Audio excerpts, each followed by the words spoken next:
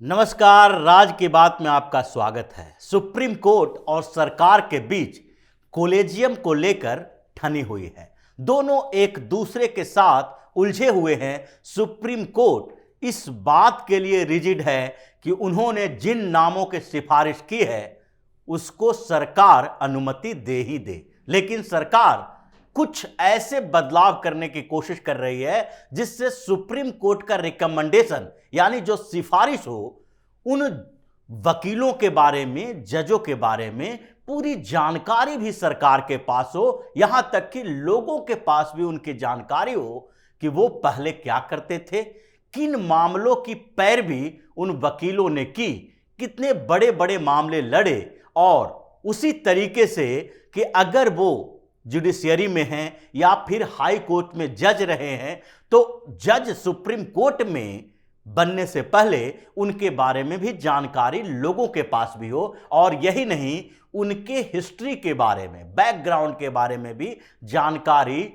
Internet पर available हो, सरकार के पास भी हो, ताकि ये पता चल सके कि ये जो सुप्रीम कोर्ट का कॉलेजियम है जिन्होंने रिकमेंडेशन किया है उन्हें जज बनने के लिए, वो पहले से जज के परिवार से हैं, वकील के परिवार से हैं, उनके परिवार में कौन बड़े पद पर रहे हैं जिनका इन्फ्लुएंस हो सकता है, ये सारी चीजों की जानकारी होनी चाहिए। और ये बात, इसकी चर्चा स्टैंडिंग कमेटी में हुई, इस पर पूरी चर्चा हुई और विपक्ष को भी ये लगता है कि सरकार की इन बातों में दम है, क्योंकि स्टैंडिंग कमेटी में जब इस बात की चर्चा हो रही थी कि आखिरकार सुप्रीम कोर्ट के कॉलेजियम के रिकमेंडेशन पर सरकार तुरंत फैसला क्यों नहीं ले पा रही है, जो लगातार सिफारिशें की जा रही है उन वकीलों और जजों के बारे में सरकार तुरंत फैसला न लेकर जजों की नियुक्ति में देरी कर रही है। इस बात पे चर्चा हुई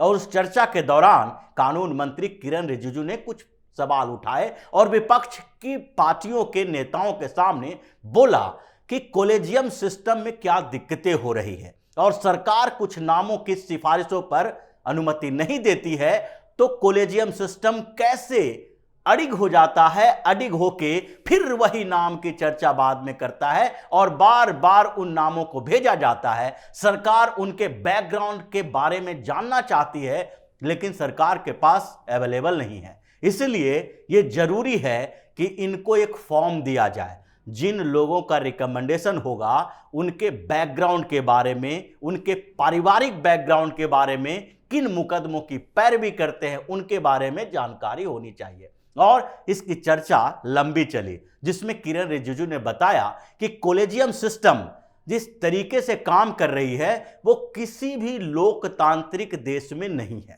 सरकार और लोकतंत्र में जिस तरीके से व्यवहार सुप्रीम कोर्ट में होता है, हाई कोर्ट में होता है कि जज की नियुक्ति करें और वो काबिलियत के आधार पर नहीं, इस आधार पर भी नियुक्ति होती है कि उनका नाम इनके जेहन में होता है, जिसके बारे में पहले से जानकारी है। उन नामों के ऊपर चर्चा ही नहीं हो पाती है जिनके अंदर काबिलियत है लेकिन उनकी पहचान नहीं है, क्योंकि दोनों एक अलग अलग चीजें हैं। काबिलियत और पहचान में अंतर है।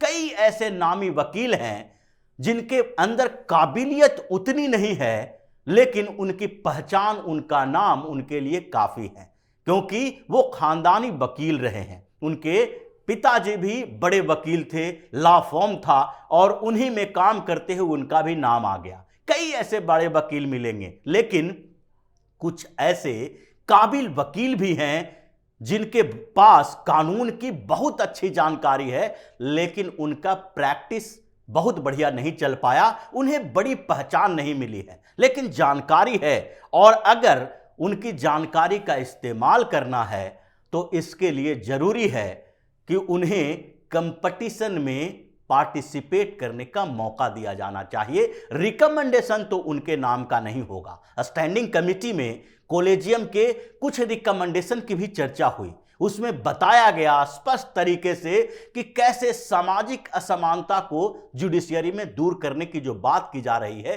कि कितने जनरल कैटेगरी के अलावा ओबीसी, एससी, एसटी कैटेगरी के जो वकील हैं उन लोगों का भी ध्यान रखा जाए। रिकमेंडेशन करने से पहले सोशल जो चेंजेज हो रहे हैं और सामाजिक समानता की बात चल रही है हर जगह पर, चाहे पॉलिटिक्स हो या सरकारी नौकरियां हो, हर जगह रिप्रेजेंटेशन जो इन लोगों का बढ़ाया जा रहा है, उन रिप्रेजेंटेशन को बढ़ाने की व्यवस्था भी की जाए और इनको उस पर ध्यान रखना चाहिए। लेकिन जब पूरी चर्चा हो गई उसके बावजूद सुप्रीम कोर्ट इस बात को मानने के लिए तैयार नहीं है कि हम जो नामों की सिफारिश कर रहे हैं वो नाम सामान्य तरीके से सरकार स्वीकार क्यों नहीं कर रही है। इस पे बात अटकी हुई है। पिछले 28 नवंबर को सरकार ने 19 नामों को वापस किया था जो कॉलेजियम का रिकमेंडेशन किया गया था। उसमें से लगभग 21 नाम के रिकमेंडेशन किए गए थे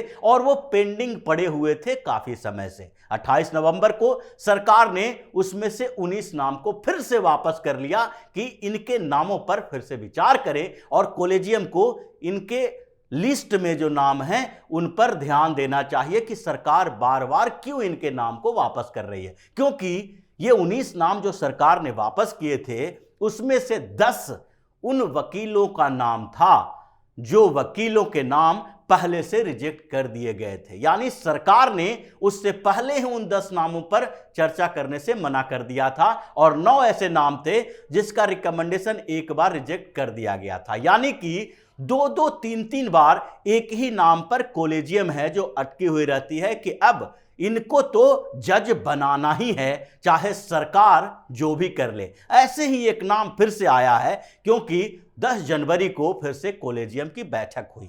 कॉलेजियम की बैठक इसलिए भी हुई क्योंकि कॉलेजियम के एक member S Abdul Nazeer retire हो चुके हैं और उनके बदले एक नए सदस्य कॉलेजियम में आना था।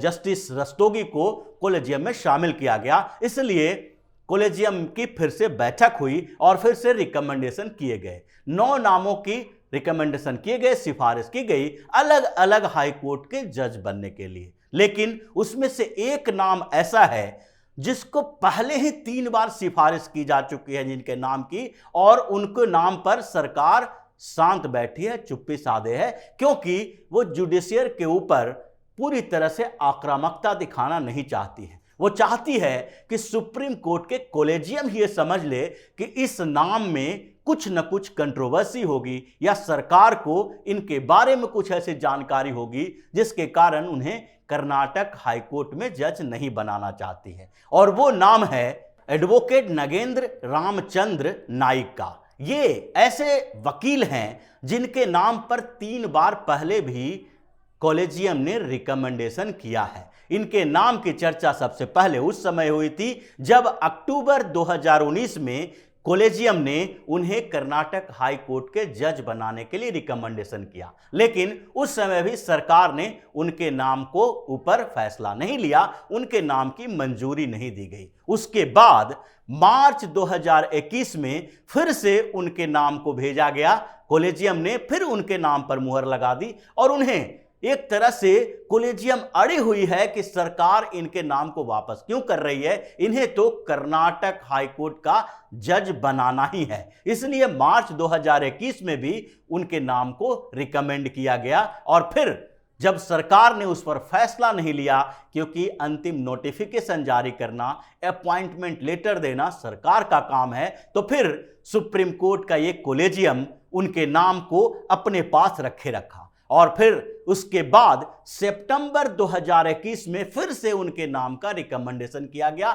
लेकिन सितंबर 2021 से अब तक उनके नाम को अप्रूवल नहीं मिली है। और जब 10 जनवरी को 2023 में अभी जो बैठक हुई कॉलेजियम की, इनमें जजों के नामों की चर्चा हो रही थी, तो फिर से 9 वकील को जज बनाने के लिए रिकमेंडेशन किया गया, वो भी हाई कोर्ट में। और ऐसे में जो 9 हाई कोर्ट में जजों को लिए रिकमेंड किया गया, उसमें इनका नाम भी शामिल किया गया कर्नाटक हाई कोर्ट में जज बनाने के लिए। अब यह बड़ा सवाल है कि जिस नाम पर सरकार पिछले 3 बार से रिकमेंडेशन को खारिज कर रही है, उस नाम पर सुप्रीम कोर्ट को अडिग क्यों होना चाहिए? क्यों सुप्रीम कोर्ट के इस कॉलेजियम को उन नाम को बार बार सरकार के पास भेजा जाना चाहिए? और इसी को लेकर सुप्रीम कोर्ट अड़ियल रवैया अपनाए रहती है। कॉलेजियम को लगता है कि सरकार कैसे किसी जज की नियुक्ति में अपनी भूमिका निभा सकती है, क्योंकि इन लोगों ने तो कॉलेजियम लाया ही इसलिए है। जब सरकार ने national judicial appointment commission act लाया था, एनजेएसी लाया था 2014 में, और 2015 में जब यह संसद से पास हो गया था तो सुप्रीम कोर्ट ने उसको खारिज कर दिया गया था। सुप्रीम कोर्ट का कहना था कि सरकार जजों की नियुक्ति नहीं कर सकती। भाई, सरकार जजों की नियुक्ति नहीं कर सकती, लेकिन सरकार वो प्रक्रिया बना सकती है, वो प्रोसेस बना सकती है कि उससे जजों की नियुक्ति की जाए। यानी कि एक कॉम्पिटिटिव माहौल तैयार किया जा सकता है कि हाई कोर्ट और सुप्रीम कोर्ट में जजों की नियुक्ति भी उसी तरह से होगी जिस तरीके से लोअर जुडिशियरी में ऑल इंडिया जुडिशियल सर्विसेज से लोग जाते हैं और वहां पर मजिस्ट्रेट से डिस्ट्रिक्ट जज तक बनते हैं। तो उन प्रोसेस को वो अपर में क्यों नहीं लाया जा सकता?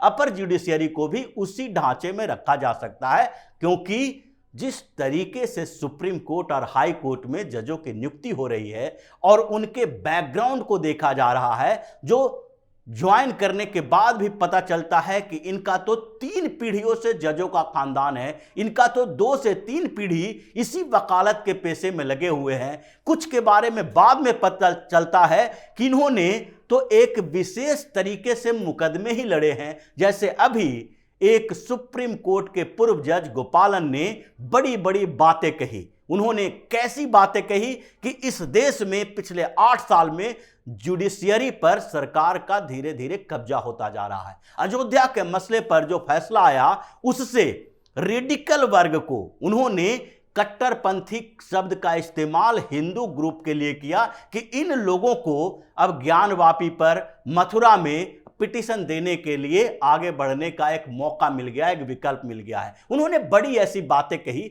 एक दो नहीं कई ऐसी बातें कही जो न्यायपालिका के ऊपर सवाल उठाता है और सरकार के खिलाफ जाता है। लेकिन अगर उनके बारे में जानकारी होगी तो देखेंगे कि ये वही जज साहब थे सुप्रीम कोर्ट के जो पहले लॉ कॉलेज में मोहम्मडन लॉ पढ़ाया करते थे।